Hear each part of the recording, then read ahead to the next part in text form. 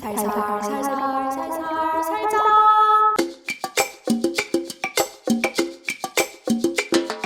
열심주의 사회에 지친 사람들을 위한 투쟁.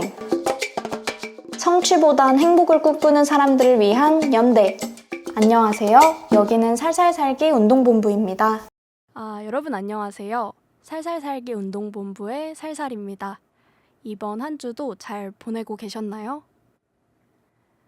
오늘은 제가 네이버 파트너스퀘어에서 오늘도 또 녹음을 하고 있는데요. 저번 회차에서 이제 악녀님과 같이 녹음실을 빌려서 녹음을 하니까 정말 내가 팟캐스터가 됐다. 뭔가 내가 정말 이렇게 말을 하는 일을 하고 있다라는 느낌이 너무 기쁜 거예요. 행복하고. 그래서 제가 오늘도 이렇게 녹음실을 빌려서 혼자지만 녹음을 하고 있습니다. 오늘 제가 이야기하고 싶은 주제는 생리통, 근육통, 운동입니다. 정말 이 여성 운동에서 생리통과 근육통을 빼고 운동에 대해 이야기할 수 있을까 싶어서 이렇게 좀 제목을 정해봤고요. 그냥 단순하게 이야기하자면 저의 운동 이야기, 그리고 운동도 살살 하지 못했던 이야기를 해보려고 합니다. 어제 하루 종일 골몰했던 문제가 하나 있었는데요. 이것도 다 운동에 대한 이야기이기 때문에 이 얘기부터 우선 하고 시작을 해보려고 해요.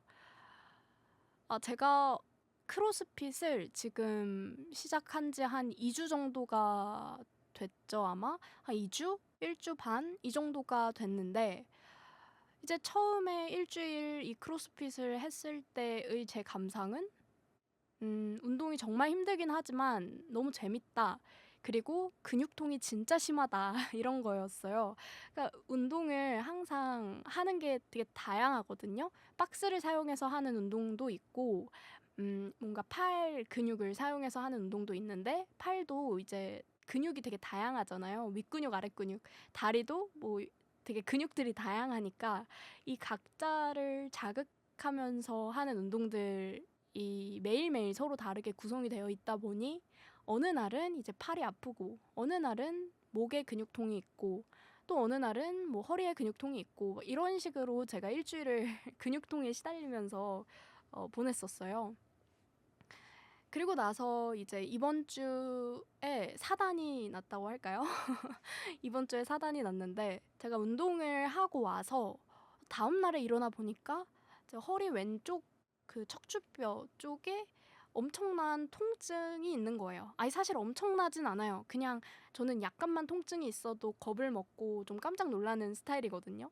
그래서 허리, 특히나 허리 부분은 이 많이 앉아서 일하는 직업을 가진 분들은 항상 경계해야 하는 병이잖아요.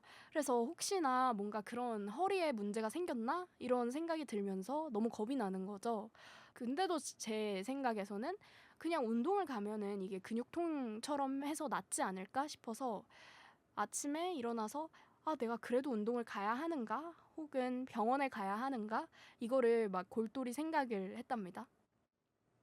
그리고 제가 아무래도 이런 몸으로 운동을 가는 건 너무 아니겠다 싶어서 결국에는 병원에 가게 되는데요. 집 앞에 정형외과가 있어서 정형외과에 갔어요. 그랬더니 선생님이 엑스레이를 한번 찍어보자 이렇게 하셔서 엑스레이를 제가 또 찍었고요. 그래서 엑스레이를 찍고 보니까 선생님이 전체적으로 허리 척추뼈 모양이 약간 이상하기는 한데 그 이상한 척추뼈 모양은 뭐 운동을 통해서 교정이 가능한 그런 모양이고 뭐 전체적으로는 괜찮은데 왼쪽 허리 쪽에 약간의 운동을 하면서 무리가 있었던 것 같다. 그래서 말하자면 살에 멍이 나듯이 뼈에도 멍이 날 수가 있는 거죠. 막 부러지거나 이런 게 아니라 그냥 약하게 멍이 들어있는 그런 정도로 이해를 하면 된다. 이렇게 말씀을 하셨어요. 그리고 이제 물리치료를 받고 저는 집으로 돌아왔습니다. 물리치료를 받으니까 또 너무 행복하더라고요. 저는 그 물리치료 받는 그 공간을 진짜 좋아하거든요. 약간 백색 소음 같은 것도 막 들리고 사람들이 왔다 갔다 하면서 잔잔하게 뭐 어디 불편하세요? 뭐 이런 이야기들, 물리치료사님들의 그런 약간의 이야기들이 막 들려오고 저는 그 갇혀 있는 그 커튼으로 갇혀 있는 그 공간 안에서 혼자서 그냥 그 치료를 받는 그러니까 아프지도 않잖아요, 사실은. 아프지 않았어요, 제가 받은 치료는. 그래서 그냥 마사지 받듯이 그렇게 하고 있으니까 너무 좋더라고요. 그래서 그렇게 물리치료를 받고 집으로 돌아오기 전에 이 체육관, 제가 지금 크로스핏 체육관을 다니고 있으니까 이 체육관을 좀 중단을 해야겠다라고 하고 체육관에 이제 방문을 하게 됩니다. 약봉지를 제가 또 달랑달랑 들고 그 진료소까지 이렇게 들고 가서 제가 크로스핏을 하다가 좀 다쳤습니다. 그래서 부득이 일주일 정도만 이렇게 조금 잠깐 중단을 해놓는 게 가능할까요? 이렇게 여쭤보니까 그냥 그 인류의 적으로 아니 이렇게 사람이 다치고 아팠다는데 인류의 적으로 그냥 좀 중단을 해줄 수 있지 않나? 막 이런 생각을 했는데 그게 안 된다고 하더라고요. 제가 다니는 체육관에 뭔가 약간 실망을 했어요. 뭐야, 이렇게 정이 없는 공간이었어? 약간 이런 느낌이었다고 할까요? 그 크로스핏 금액이 한 달에 24만 원이거든요. 그 크로스핏 체육관의 오픈 날짜는 거의 이제 평일에만 오픈을 하고 주말에는 수업이 없어요. 근데 뭐 오픈은 하는지 안 하는지는 잘 모르겠지만 아무튼 수업이 없는 상태거든요. 그래서 제가 수업을 들으러 가는 것만 따졌을 때 평일 5일 내내 출석을 하더라도 그 수업 한 번당 금액이 10,000원인 거예요. 그래서 제가 정말 너무 아깝다 이런 마음을 안고 집으로 돌아왔습니다. 근데 이게 너무 아까우니까 이 금액이 뭔가 허리가 안 아픈 것 같은 거예요. 실제로 제가 물리치료를 받고 약을 먹고 막 이러니까 좀 허리가 나아진 거죠, 통증이. 그러니까 저녁 시간 타임에 운동을 그냥 약하게 하고 오는 게 괜찮지 않을까? 막 이런 생각을 하게 된 거예요. 룸메이트가 제가 이렇게 운동을 엄청 무리해서 하는 걸 되게 싫어하거든요. 왜 그렇게까지 하냐 도대체, 뭐 이런 입장이에요. 그래서 제가 이 사실을 룸메이트에게 얘기를 했더니 진짜 제발 그렇게 살지 좀 말아라 라는 이야기를 들으면서 이거 운동 한번 잘못했다가 돈 수백이 깨질 수가 있는데 그 10,000원, 20,000원이 뭐라고 그러냐, 뭐 이런 얘기를 해주고, 그래서 제가 이제 운동을 또 안 가게 된 거죠. 물론 돈의 문제도 있는 것 같아요. 돈이 아깝기 때문에 내가 운동을 꼭 가야 한다라는 생각도 있는데 그 생각 너머에 또 내가 열심히 하기로 한 것을 열심히 하지 않으면 내 마음 안에 계속 쌓이는 어떤 속상함과 부채감? 막 이런 게 약간 뒤얽혀 있는 거예요. 그래서 나는 왜 운동조차도 크로스핏조차도 살살하지 못하는가에 대한 또 생각을 했었고, 그래서 크로스핏 말고 내가 다른 운동도 좀 열심히 했었나? 저의 어린 시절부터의 운동의 역사를 좀 생각해 보게 됐습니다. 저는 아주 어렸을 때를 떠올렸을 때 내가 했던 운동이 뭐가 있지?를 떠올리면 저는 줄넘기가 가장 먼저 떠올라요. 어떤 친구 한 명이랑 같이였던 것 같기도 하고, 이게 어떤 소설에서 본 것은 아닐까? 영화에서 본 것은 아닐까? 조작된 기억은 아닐까? 라는 생각도 지금 들어요. 너무 오래된 기억이기 때문에. 근데 제가 기억이 나는 이미지는 그 초등학교 한 2, 3학년 정도 됐을 때 저희 초등학교 운동장에 밤에 가서 어떤 친구 한 명과 함께 줄넘기를 정말 많이 열심히 돌렸던 그런 기억이 있어요. 하루에 100개씩, 아니다, 하루에 거의 1000개씩 이렇게 엄청 많이 하면서 운동을 했던 그런 기억이 있습니다. 제가 또 태권도를 했었던 기억이 나요. 제 친구의 아버지가 태권도 관장님이었고 그 제 친구의 어머니와 저희 어머니가 아주 절친한 사이였어요. 그래서 저희 어머니 주위의 아이들은 다들 그 친구의 아버지 태권도장에서 태권도를 하고는 했었는데, 그때 제가 아마 품띠까지 땄을 거고, 태권도장에서도 좀 유일하게 기억나는 장면은 줄넘기를 많이 했던 거. 그리고 그때 제가 1000개였나? 1000개까지는 아니었을 수도 있는데 정말 많은 숫자의 줄넘기를 뭐 한 번도 멈추지 않고 한 거예요. 그리고 그 관장님한테 제가 막 달려가서 관장님 제가 이만큼을 한 번도 멈추지 않고 했어요. 이렇게 얘기했더니 관장님이 저를 막 쓰다듬어 줬던 그렇게 칭찬을 받았던 그 기억이 나요. 저는 칭찬받는 게 그때 당시에도 아주 중요했던 아이였습니다. 물론 아이들은 대체로 많이 그렇죠. 제가 어렸을 때 이렇게 줄넘기를 친구랑 같이 운동장에서 했던 이유는 다이어트를 했기 때문이었는데요. 살을 빼고 싶었기 때문에 살을 빼는 방법은 잘 알지 못했고 유일하게 집에 있는 운동기구는 줄넘기고 그러니까 줄넘기를 많이 했었어요. 그래서 살을 뺐냐 하면 뭐 당연히 못 뺐었던 걸로 기억하는데 아주 어려서부터 저는 살을 빼고자 하는 욕망이 드글드글했었던 그런 학생이었습니다. 살만 빼면 제가 아주 예뻐질 거라는 생각을 되게 많이 했었고 그리고 또 기억나는 운동이 피구예요. 여러분들 그 여왕벌 피구라고 기억이 나시나요? 이게 정확한 명칭은 아닐 수도 있긴 한데 그 한 명의 여왕벌을 보호하는 피구 방식이 있었어요. 그래서 한 명의 중심 인물이 탈락을 안 하면 이 팀이 이기는 그런 게임이었거든요. 그 게임도 기억이 나고 그다음에 짝피구도 기억이 나네요. 남자가 여자를 보호하고 여자는 남자의 등 뒤에 숨어서 피구 공에 안 맞기 위해서 주의해야 하는 그런 게임이었어요. 그러니까 남자는 공을 받고 다른 여자들을 탈락을 시킬 수 있지만 여자는 그냥 피해 있기만 하면 되는 정말 성차별적인 그런 운동이 아니었나 생각이 들어요. 그래서 저는 피구를 할 때 어떻게 피구를 하는 아이였냐면 소심하게 숨어 있다가 그냥 탈락하는, 조용히 탈락하는 그러니까 그만큼 정말 제가 운동을 싫어했던 아이였던 거예요.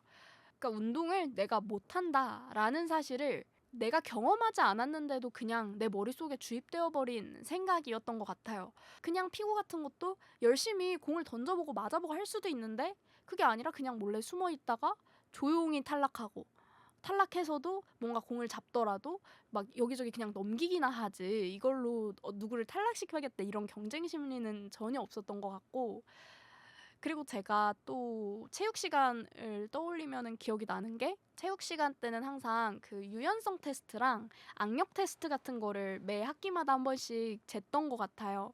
그때 제 악력이 보통은 여자들도 두 자릿수 이상이 나오거든요. 뭐 12, 13 이렇게는 나왔던 걸로 기억을 하는데 저의 경우에는 그때 악력이 9가 나왔었어요. 근데 그 악력이 9가 나왔다는 거를 전혀 부끄러워하거나 이상하게 생각을 안 하고 오히려 막 사람들한테 얘기를 하고 다니는 그런 여자아이였습니다. 그러니까 나 악력 되게 낮아, 나 되게 약해 이런 거를 좀 강요를 한 거죠. 남들의 인식에. 아무튼 이 이야기에서 핵심은 제가 연약한 여자의 자리를 늘 차지하려고 했던 그런 여자아이였다라는 것입니다.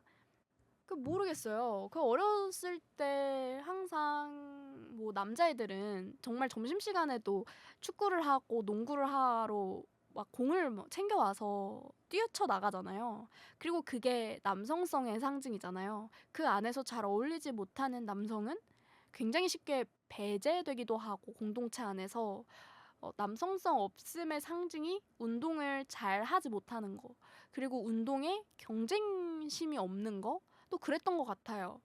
남자애들에게는 그 축구라는 게 그 운동이라는 게 본인의 세계 안에서 힘을 쟁취하기 위한 그 권력의 상징으로서 직결되는 문제였던 거예요. 하지만 여자아이들의 자리는 그 남자아이들의 축구와 농구를 관람하는 거 그리고 응원하는 거 그런 자리 안에 머물러 있다고 제 스스로 그렇게 생각했고 제 스스로 그런 자리를 고정했던 것 같아요. 제 위치를. 그래서 저는 운동을 잘하는 사람이 되고 싶다라는 생각은 어려서 한 번도 안 해봤고 운동을 잘하는 아이가 멋지다. 그러니까 남자아이가 멋지다. 저 아이와 사귀고 싶다. 이 정도의 생각을 했던 것 같아요. 그래서 운동과 저의 관계는 아주 멀었었죠. 어린 시절에는요. 그리고 고등학생이 되면서부터는 고등학교 1학년 때부터였을까요? 생리통이 굉장히 심해졌던 시기가 아마 그쯤이었던 것 같아요. 뭐 여러 가지 입시 스트레스부터 시작해서 호르몬의 변화 때문에 아마 생리통이 엄청 극심해졌던 시기가 그때였던 것 같은데 그때 이제 제가 생리통이 얼마나 심했었는지를 기억이 안 날래야 안 날 수가 없어요. 왜냐면 너무 큰 사건이 있었기 때문인데 저희 학교는 아주 거대한 커다란 궁 같은 학교였어요. 그래서 음악실 같은 건물이 또 따로 떨어져 있고 체육관도 엄청 크게 따로 떨어져 있고 이렇게 학교가 되게 크다 보니까 건물과 건물 사이에 길이 엄청 길었거든요. 그래서 교실에서 음악실까지 가기 위한 길이 통로가 엄청 길었던 거죠. 근데 제가 그 음악실에서 그때 생각하면 그냥 좀 쉬어도 됐었을 것 같은데 음악실에 꾸역꾸역 제가 갔어요. 그리고 생리통 때문에 정말 죽겠는 거예요. 그때 진짜 죽음이 내 코앞까지 왔구나 이런 게 너무 느껴졌었어요. 눈앞이 엄청 뿌옇게 흐려지고 정말 아무것도 안 보이는 그런 상태였어요. 그때 제가 음악실에서 그렇게 생리통 때문에 피식 쓰러져 버린 거예요. 그냥 그 교실 안에서 제가 쓰러졌어요. 그래서 그 음악실에서 다시 저희 교실로 제가 운반이 됐을 때 그때 한 남성 선생님의 품 안에 안겨서 그 들쳐 업혀져서 제가 보건실로 왔었던 걸로 기억을 해요.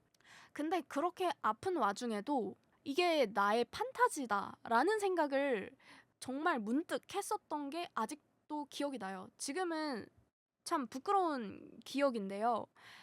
완전히 연약한 채로 쓰러진 채로 남성의 품 안에 안겨서 운반되는 그 이미지가 정말 무수한 드라마에서 많이 보여졌고 그리고 저는 그런 것들을 습득하면서 자라온 어린 시절을 보냈기 때문에 내가 꿈꿔왔던 어떤 하나의 이미지가 지금 실현이 되고 있다. 그런 생각을 그 아픈 와중에도 했었던 게 기억이 나고 아마도 멋진 선생님이었던 것 같아요. 그 미성년의 입장에서는 선생님들이라고 하면은 젊고 건강한 선생님이라고 하면은 대체로 멋져 보이는 잘못된 효과가 있죠. 그래서 그 당시에 저는 남성들이 제 세계에 어떻게 보면 중심이었던 시기 같기도 해요. 권력을 쥔 남성에게 잘 보이는 방법이 내가 권력을 쥐는 방법이다. 그러니까 그 권력을 쥔 남성에게 귀여운 여자아이가 되는 방법. 그러니까 그들에게 좋은 여자아이가 되는 것이 내가 이 세계 안에서 권력을 쥐는 방식이다라고 생각했어요. 왜냐하면 저는 그 남자애들이 나에게 어떤 태도로 임하는가, 그 친절하게 임하는가, 혹은 나를 무시하는가, 이것에 따라서 제 가치를 생각하게 됐었던 것 같거든요. 많은 그 시기를 보냈던 많은 여성들이 공감하는 얘기였으면 좋겠는데 사실 그냥 좀 부끄러운 얘기예요. 이게 저만의 얘기 같기도 해서.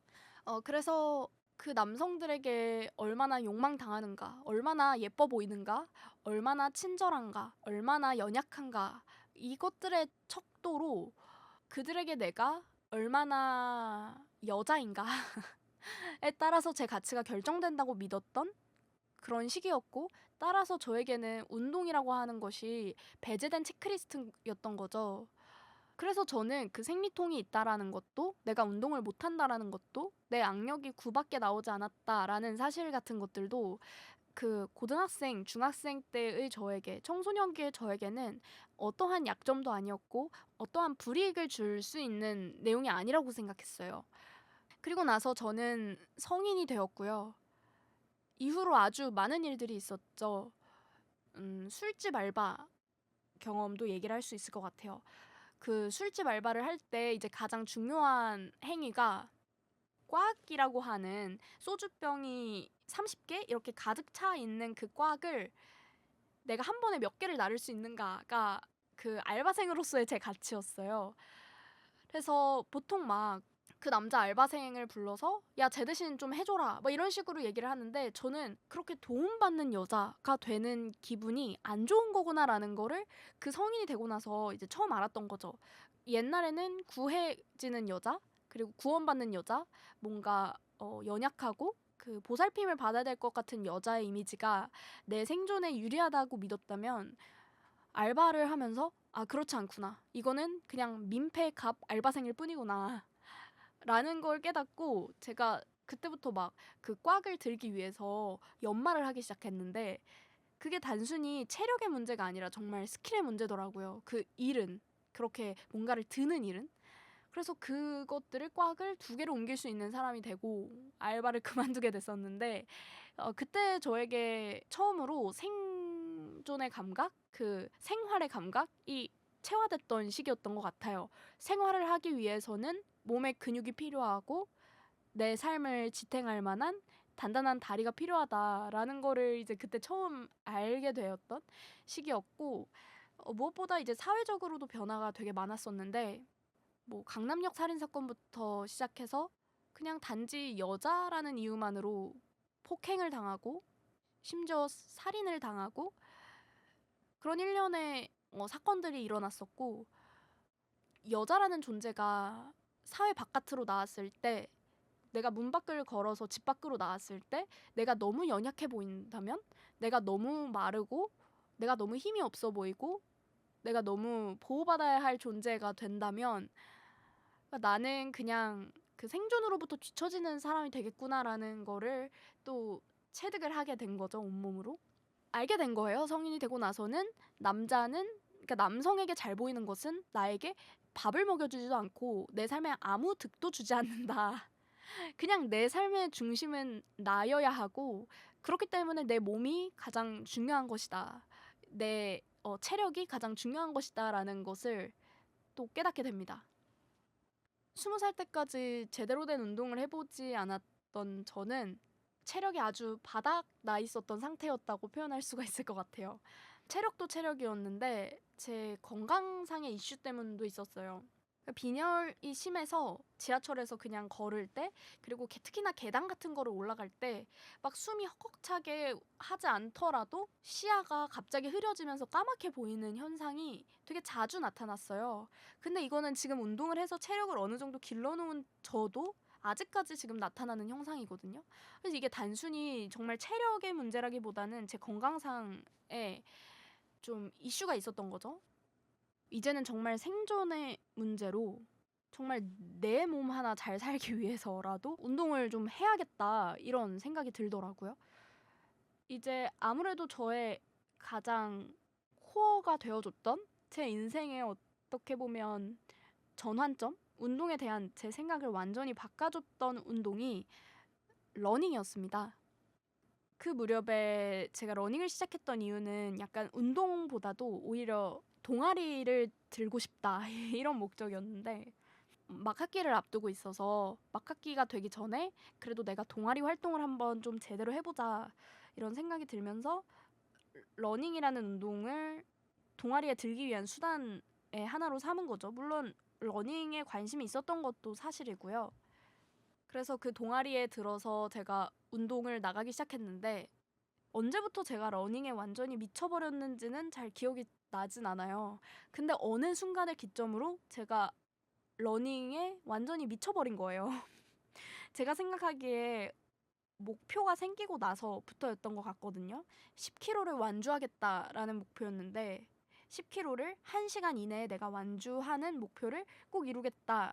그거가 딱 세워지고 난 이후부터는 매일매일 정말 달리기를 하고 약간이라도 기록을 단축해보려고 막 악을 쓰고 발악을 하고 뭐 이런 과정들에서 그 러닝이라고 하는 것에 매력에 빠졌다고 하기는 좀 그런 것 같고 저는 원래도 약간 목표지향적인 성향을 가진 사람이었는데 다른 일들은 운동이 아닌 다른 일들은 그냥 어느 정도의 성까지만 했을 때도 성취가 났다라고 한다면 운동은 정말 악을 쓰고 진짜 열심히 해서도 원하는 성과에 쉽게 도달이 안 되니까 더 미쳐버리는 거죠. 내가 더 열심히 해야 돼. 더 최선을 다해야 돼. 그리고 이제 운동을 하면서 또 한 가지 이제 깨달음을 얻은 것은 내가 열심히 뛴다고 해서 내가 정말 노력을 했다고 해서 결과가 나오는 것이 전혀 아니구나라는 깨달음도 되게 많이 얻었고 되게 겸손해진 게 있었어요. 남들보다 내가 훨씬 더 부족하기 때문에 열심히 해야 된다라는 생각으로 막 되게 최선을 다하는데도 이게 잘 안 되고 계속 남들보다 오히려 더 뒤처지고 잘 못하고 더 나보다 늦게 시작했던 사람이 더 잘하고 막 이런 경험들을 겪으면서 그러니까 두 가지를 알게 됐는데 나는 평범한 사람이다. 그러니까 나는 모든 측면에서 그냥 모든 사람들처럼 어떤 분야는 노력하면 잘 되는 거고 어떤 분야는 노력해도 안 되는 거고 그게 기본 베이스다라는 겸손함을 배웠고, 또 한 가지로는 내가 그래도 그렇게까지 체력이 없는 사람은 아니구나라는 걸 배웠어요. 그러니까 배웠다기보다는 몸으로 체득을 했는데 10kg를 완주했다는 거. 그리고 나서 제가 또 악바리처럼 해가지고 25kg 그 하프코스 마라톤도 완주를 했었거든요. 그래서 그 22km 그 마라톤까지 완주를 하면서 그냥 자신감이 생긴 거죠. 내 몸에 대한 어떤 그냥 신뢰? 무한한 신뢰가 생겼어요. 원래는 그냥 약한 사람이라고 스스로를 생각했는데 이제는 그래도 내가 뛰려고 하면 뛸 수 있는 사람, 다시 내 체력을 끌어올려서 이렇게까지 내가 이만큼이나 뛰어올 수 있는 사람이었구나라는 제 몸에 대한 자신감과 자긍심을 느끼게 됐었던 계기였죠. 그 러닝을 했을 때 제 악바리 기질이 정말 돋보였다. 정말 빡빡하게 운동을 하는 제 기질이 많이 이게 표출이 되었던 것 같은데요. 이게 내가 왜 이렇게까지 운동에 있어서도 살살 못하는가를 몇 가지 이유를 들어가지고 생각을 해봤어요. 일단 첫 번째는 싫은 소리를 듣기 싫다라는 마음이 있는 거예요. 그러니까 아까 말씀드렸듯이 그 훈련 부장이라고 하는 제 러닝에 10km 완주를 도와주는 그 부장이 있었는데 저와 그냥 나이가 똑같은 학생이었습니다. 근데 러닝을 아주 잘 뛰는 그런 학생이었는데 이 사람한테 내가 숙제를 안 보내면 약간 싫은 소리를 듣겠지? 싫은 소리보다는 좋은 소리를 듣고 싶다라는 마음이 더 컸다고 할까요? 그러니까 내가 우등생이 되고 싶다. 이 사람들 사이에서 내가 막 성과를 많이 내는 사람은 아니더라도 그래도 이 사람들 중에서 내가 가장 열심히 하는 사람이 되고 싶다라는 그 위치 선점에 욕망이 있는 거예요. 또 두 번째로는 연약한 여성으로 남성들에게 보호받는 대상으로 살아가겠다는 중고등학생의 저에 대한 선긋기? 그런 것의 일종으로 여자답기 싫다라는 마음이 있었던 거예요. 그러니까 여자들도 진짜 운동 잘하는 여자들 진짜 많거든요. 근데 많은 경우에 여자보다 남자가 훨씬 더 운동신경이 좋은 거예요. 어쩔 수 없이. 근데 이제 달리기를 하다 보면은 그게 진짜 많이 느껴지거든요.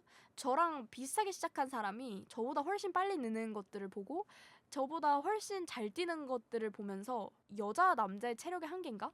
그렇다면 나는 남자보다 더 잘하고 싶다. 괜히 이런 승부욕이 좀 불탄다고 해야 될까요? 내 여성이라고 하는 성별로 내가 잘 못하는 연약한 모습을 절대로 보이기가 싫다. 그런 마음에 좀 가까운 것 같아요. 이제 그거보다 더 싫은 게 뭐냐? 남자들만큼 못하는 건 어떻게 보면 당연한 건데 같은 여자들보다도 나보다 훨씬 저 사람이 잘하면은 이거에 대한 어떤 불타는 승부욕 막 이런 게 있는 거예요 또. 이게 진짜 또 더 극심한 승부욕인 거예요. 나랑 비슷하게 시작했고 지금 나랑 뭔가 피지컬이나 능력치가 약간 비쌀 것 같은 사람이 나보다 더 잘 뛴다? 그러면 저는 그 사람의 뒷공무니를 진짜 악바리처럼 내가 진짜 숨을 못 쉬는 한이 있더라도 내가 저 사람을 따라잡는다 이러면서 막 눈에 불을 켜고 쫓아가는 그런 성격인 거예요. 그만큼 제가 그렇게 승부욕이 좀 있는 것 같고 그렇게 뭔가 추월했을 때 다른 사람을 추월했을 때 내가 느끼는 어떤 우월감?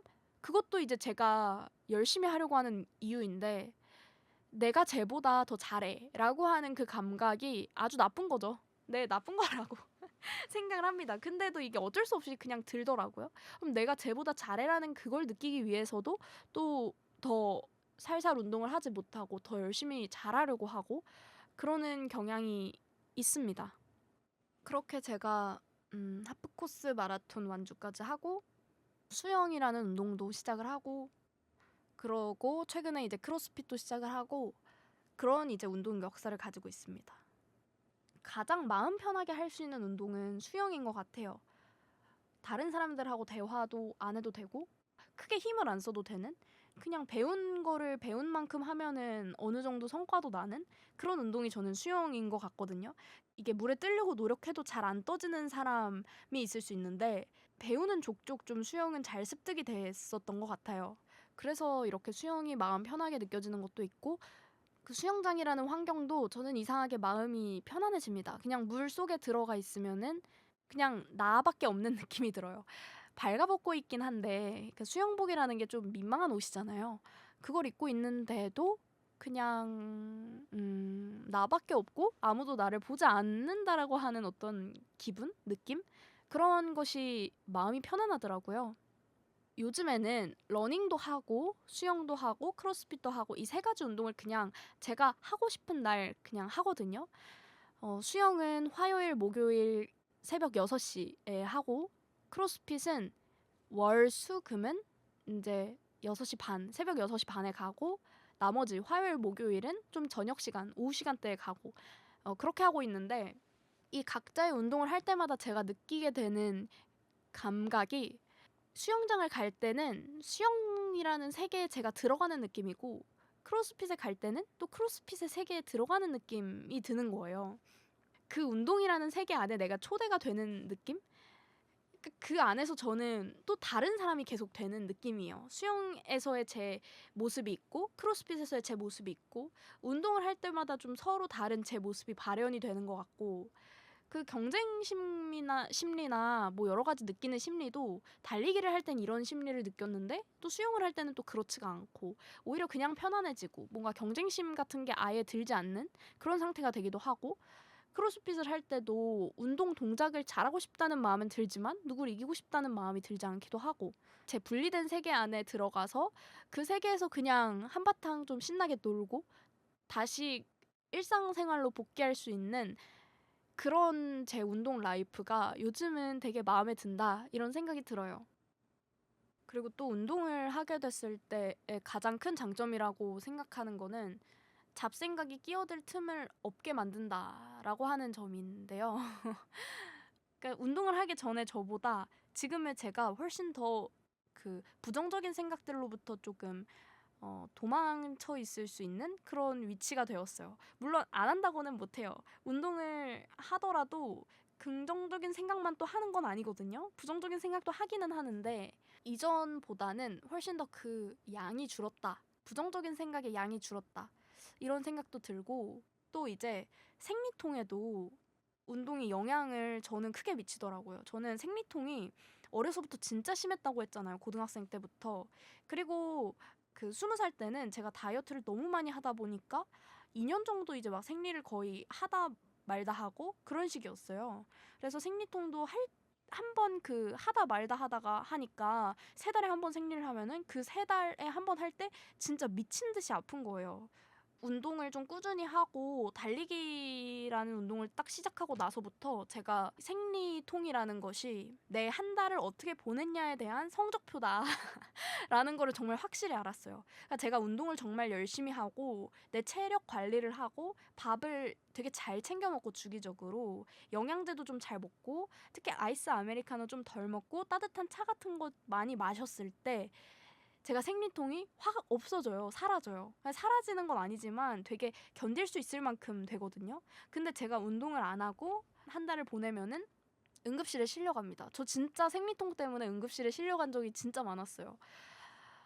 한약을 다려 먹기도 하고 막 침 맞으러 다니기도 하고 여러 가지 생리통을 없애기 위한 여러 가지 노력들을 했는데 중요한 거는 그냥 저한테 맞는 방식은 생리통을 없애기 위한 방식이 운동을 좀 꾸준히 하는 거. 그래서 체력적으로 편안한 상태에 이르르는 게 저한테는 가장 좋은 생리통의 해소 방식인 것 같아서 요즘에는 정말 살려고 운동한다까지는 아니지만 생리통이 무서워서 운동하는 것도 있어요. 정말로. 그래서 생리통을 좀 완화하기 위한 하나의 방법으로 운동을 하고 있고 근데 이게 제가 또 한 번 생리를 하면은 뭐 달리기 이런 건 당연히 못 하고 수영도 진짜 당연히 못 가죠. 크로스핏도 못 가는데 제가 이거를 한 번 가본 거예요. 생리 3일차 때 이게 통증이 좀 괜찮아진 것 같은데 하면서 갔는데 그래도 되게 힘들더라고요. 이게 몸에 전반적인 기운이 없고 힘이 없잖아요. 그러니까 뭔가 무게를 든다거나 이런 게 너무 힘들었고 그때 막 쓰러질 것 같고 토할 것 같고 약간 그런 기분이 들었어요. 그러니까 옛날에는 생리를 한다라는 생리통이 심하다라는 것이 그냥 정말 그 내가 여성이라는 거 그래서 연약한 여성이라는 것의 어떤 표상처럼 느껴지면서 그냥 그러려니 하면서 살았는데 요즘에는 내가 생리 때문에 운동도 못 가고 기본적으로 기운도 없고 힘도 없고 그냥 솔직히 저는 한 달 내내 생리를 생각해요. 제가 다음 달에 생리가 아플까 어떨까 이것 때문에, 그리고 내가 생리가 불규칙적이기 때문에 언제 시작될지도 모르니까 친구들 만나는 약속을 잡을 때도 생리가 언제 시작될지 모르니 한 10일 정도의 간격은 좀 남겨놓고 약속을 잡게 되고, 언제 이게 고통스러운 생리통이 생길지가 모르니까 한 달 내내 그 생각을 하고, 내가 왜 여자지? 아, 남자 하고 싶다. 정말 이런 유치한 생각이 들 정도로 생리가 싫고, 운동을 특히 하면서부터는 더더욱 가장 연약해질 수밖에 없는, 아파질 수밖에 없는 그 시기가 저 스스로를 싫어하게 되는 이유가 되기도 하더라고요. 그래서 이 정도가 저의 운동에 대한 이야기입니다. 여러분들이 재밌게 들어주셨으면 좋겠는데 어떠셨을지 모르겠네요. 저는 여러분들의 운동 역사가 가장 궁금해요. 제가 만약에 부지런한 사람이었다면 여러분들의 운동 역사에 대한 사연을 미리 받아보고 그 사연에 대한 이야기도 같이 하면서 이 라디오를 진행해봤으면 훨씬 좋았을 텐데, 그렇게 못했다는 게 조금 아쉽고, 그래도 다음번에 제가 또 운동에 대한 이야기를 하게 될 때 읽어볼 수 있도록 여러분들의 운동 사연, 여러분들은 어떤 운동을 하고 계시는지, 여성 운동 사연을 많이 보내주셔도 너무 행복할 것 같아요. 막간을 이용해서 저의 메일을 알려드리자면 salzee@gmail.com, 살살살지 gmail.com 이고요. 이 메일 주소와 똑같은 주소로 인스타그램도 개설이 되어 있어요. 팟캐스트 인스타그램. 이것도 팔로우 해주셔도 좋고, 메일로는 사연 문의, 각종 광고 문의 주시면 됩니다. 많은 게스트분들을 이 팟캐스트에 초대할 계획인데요, 앞으로. 저도 계속해서 컨택을 하겠지만 여러분들도 저에게 그냥 메일을 주셔서 저 팟캐스트 게스트로 나오고 싶습니다, 이렇게 메일을 주셔도 너무 반가울 것 같아요. 저는 어떤 사람이든 정말 큰 세계를 품고 있잖아요. 어떤 사람이든 이 팟캐스트에서 할 수 있는 얘기가 정말 많다고 생각하거든요. 그래서 이 팟캐스트를 듣고 계시는 분들 중에 한번 팟캐스트 제작 과정에 한번 참여해보고 싶다, 그런 단순한 이유라도 좋으니까요. 메일로 게스트가 되고 싶다 이런 것을 강력 어필하셔도 좋습니다.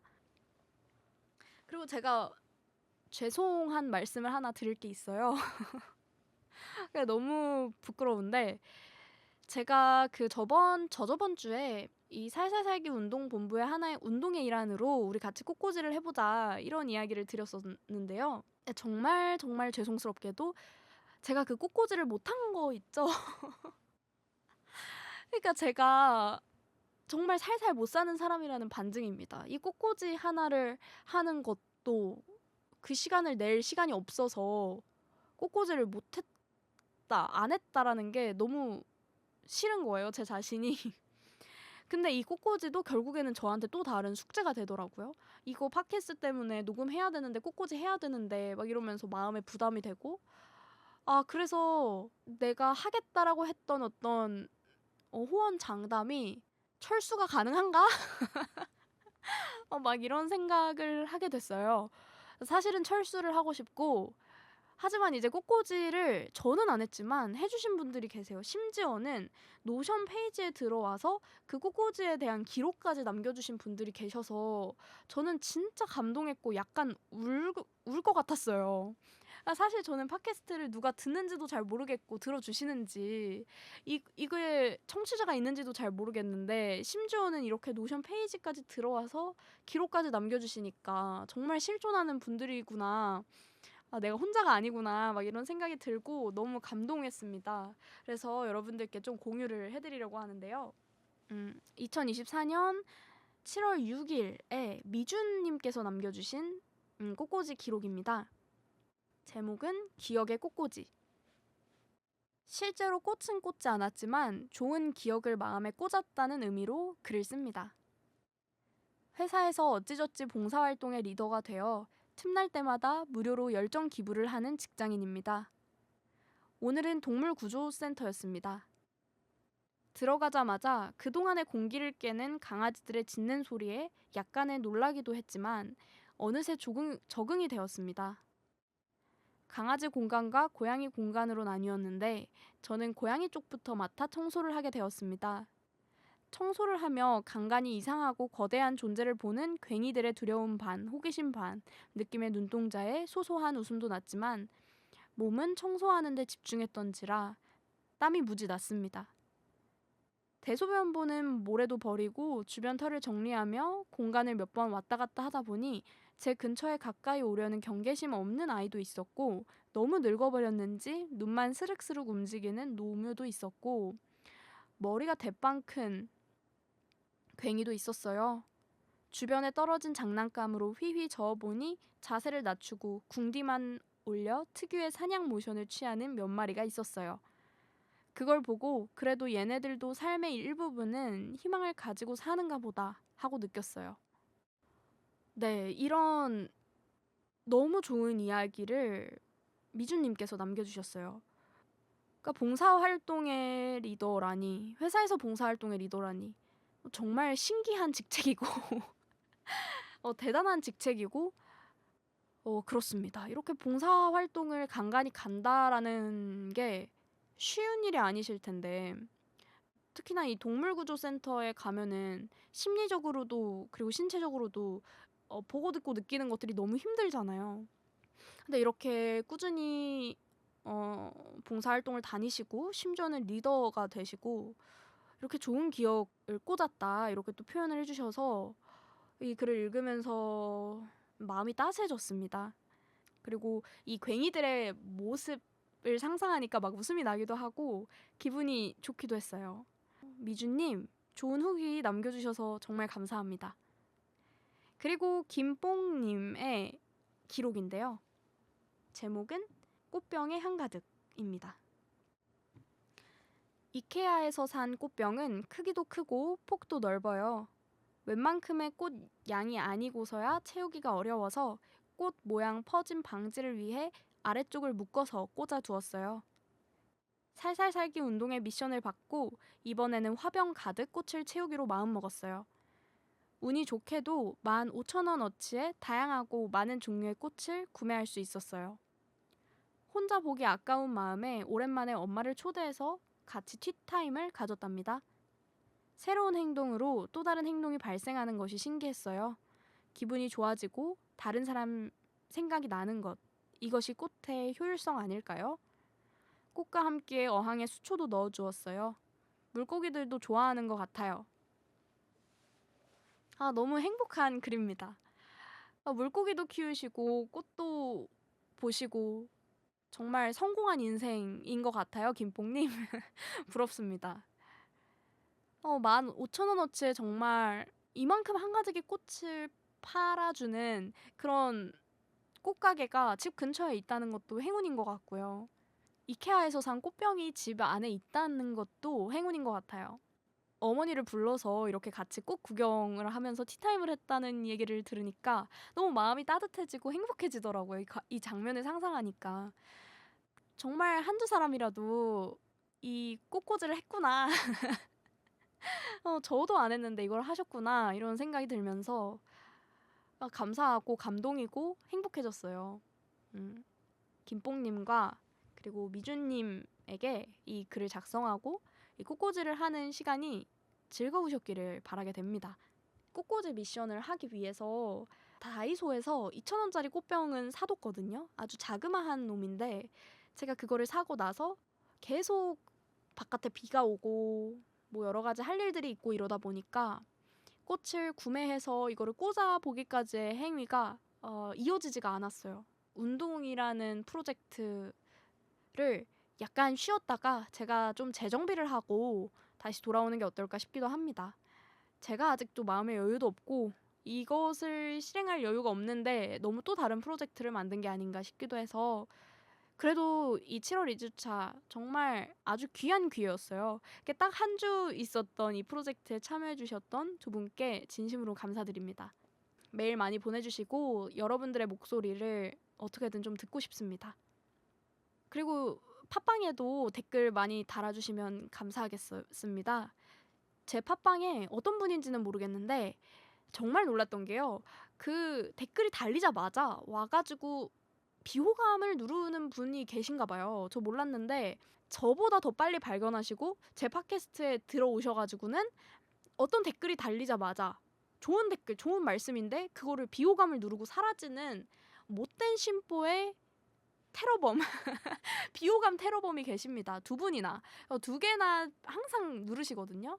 그래서 여러분들께서 많이 방문하셔서 호감을 약간만 눌러주시면 제가 또 큰 힘이 될 것 같아요. 도대체 누구신지 모르겠지만 왜 이 작은 채널에 들어오셔서 비호감을 자꾸 누르시는지 모르겠습니다.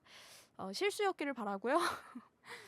다시 한번 salsalzee@gmail.com으로 많은 사연과 광고 문의 받고 있습니다.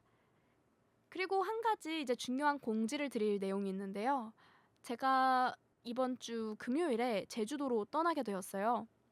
그래서 한 주 동안 좀 제주도에서 제 지친 심신을 좀 쉬어갈 수 있도록 정말 살살 보낼 수 있도록 제가 휴방을 하려고 합니다. 그래서 한 주 쉬었다가 다다음 주 녹음에는 제가 정말 좋아하는 감독님을 모시고 팟캐스트를 녹음하게 되었습니다. 다다음 주 에피소드도 많이 기대해 주시고 우리는 다다음 주까지 또 살살 살다가 다시 만나요.